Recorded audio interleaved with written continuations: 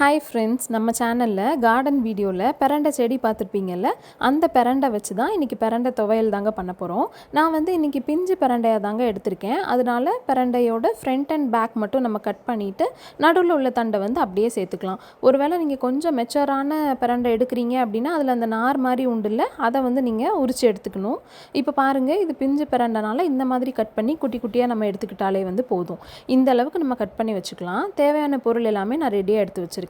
ஒரு கை சின்ன வெங்காயம், ஒரு ஃபுல் கட்டு பூண்டு, ஒரு சின்ன நெல்லிக்காய் சைஸ் புளி, ஒரு ஸ்பூன் உளுந்தப்பருப்பு, ஒரு ஸ்பூன் கடலைப்பருப்பு, ஒரு ஸ்பூன் கொத்தமல்லி விதை, அப்புறம் 3 வரமிளகா, கொஞ்சமாக உப்பு, இவ்வளோ தாங்க தேவை. இப்போ நம்ம பண்ண ஆரம்பிச்சிடலாம். ஸ்டவ் ஆன் பண்ணிக்கோங்க. அதில் கொஞ்சமாக நல்லெண்ணெய் சேர்த்துக்கோங்க. ஒருவேளை நீங்கள் ஸ்டோர் பண்ணி வச்சு யூஸ் பண்ண போகிறீங்க அப்படின்னா எண்ணெய் கொஞ்சம் தாராளமாக சேர்த்துக்கோங்க. நான் நீ கம்மியாக தான் சேர்த்துருக்கேன். சேர்த்துட்டு நம்ம கட் பண்ணி வச்சுருக்க பிரண்டையை உள்ளே சேர்த்துடலாம்.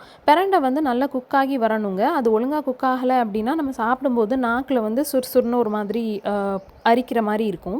பிரண்டை இந்த அளவுக்கு குக் ஆனதுக்கப்புறமா நம்ம எடுத்து வச்சுருக்க 3 வரமிளகாவை உள்ளே சேர்த்துடலாம். சேர்த்துட்டு அது நல்லா வறுப்பட்டதுக்கப்புறமா ஒரு ஸ்பூன் கடலைப்பருப்பு வச்சுருந்தோம்ல, அதையும் உள்ளே சேர்த்துட்டு அதுவும் நல்லா வறுப்பட்டதுக்கப்புறமா ஒரு ஸ்பூன் உளுந்தம்பருப்பை உள்ளே சேர்த்துக்கோங்க.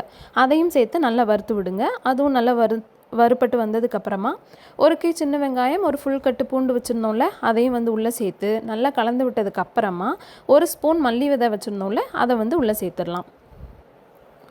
சேர்த்துட்டு இப்போ இதை எல்லாத்தையும் நல்லா கலந்து விடுங்க. எல்லா துவையல் வெரைட்டிஸ்க்குமே நம்ம உப்பு பார்த்து தாங்க சேர்க்கணும். அதே மாதிரி இதுக்கும் உப்பு பார்த்து சேர்த்துக்கோங்க. சேர்த்துட்டு நல்லா கலந்து விட்டதுக்கப்புறமா கடைசியாக சின்ன நெல்லிக்காய் சைஸ் புளி வச்சுருந்தோம்ல, அதையும் உள்ளே சேர்த்துட்டு நல்லா கலந்து விட்டுட்டு நீங்கள் அடுப்பை ஆஃப் பண்ணிடலாம். ஆஃப் பண்ணிவிட்டு இதை நல்லா ஆற வச்சிடலாம்.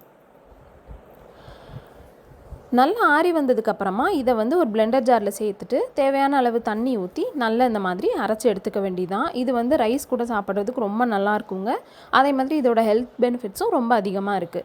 கண்டிப்பாக இந்த ரெசிபி ட்ரை பண்ணி பாருங்கள். எப்படி வந்துச்சுங்கிறத கமெண்ட்ஸில் சொல்லுங்கள். வீடியோ பிடிச்சிருந்துச்சுன்னா லைக் பண்ணுங்கள். சேனலை சப்ஸ்கிரைப் பண்ணிக்கோங்க. உங்கள் ஃப்ரெண்ட்ஸ் அண்ட் ஃபேமிலிஸ்க்கு ஷேர் பண்ணுங்கள். தேங்க்ஸ் ஃபார் வாட்சிங். பை.